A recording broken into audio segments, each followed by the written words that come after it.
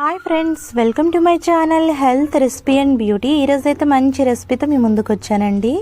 అలసందల rice అని, కొంతమంది పునుగం అనేసి అంటారు. బొబ్బర్లతో చేసుకునే ఈ పునగం చాలా అంటే చాలా బాగుంటుందండి. పులగం టేస్ట్ ఒక్కసారి టేస్ట్ చేస్తే సూపర్గా ఉంటుందండి. ముందుగా అయితే అందరికీ భోగి పండుగ శుభాకాంక్షలు. భోగి స్పెషల్ మీతో అయితే ఈ రెసిపీని మీకు షేర్ చేస్తున్నానండి.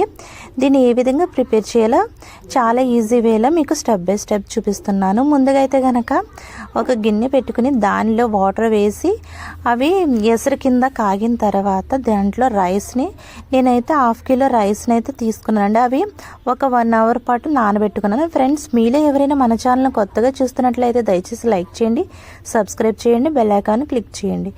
మొత్తం రైస్ అన్ని యాడ్ చేసిన తర్వాత ఈ విధంగా మొత్తం కలుపుకోవాలి. కలుపుకున్న తర్వాత ఈ రైస్ ఒక 70% కుక్ అయిపోయిన తర్వాత అప్పుడు బొబ్బర్లను కడిగి పక్కన పెట్టుకుంటుంటే బొబ్బర్లను కూడా నానబెట్టుకున్నానండి. ఇవి కూడా ఒక 1/2 కిలో తీసుకున్నాను.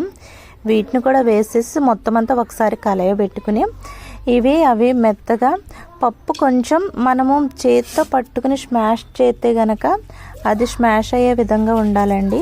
ఈ విధంగా స్మాష్ చేసుకునే విధంగా ఉంటే సరిపోతుంది.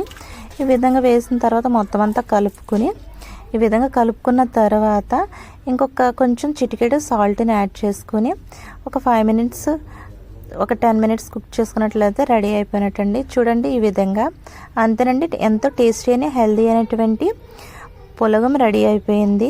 చూడండి, దీన్ని పచ్చి పులుసుతో కానీ లేకపోతే బెల్లము నెయ్యితో కానీ టేస్ట్ అయితే సూపర్గా ఉంటుంది. నేనైతే బెల్లము నెయ్యితో తింటున్నానండి.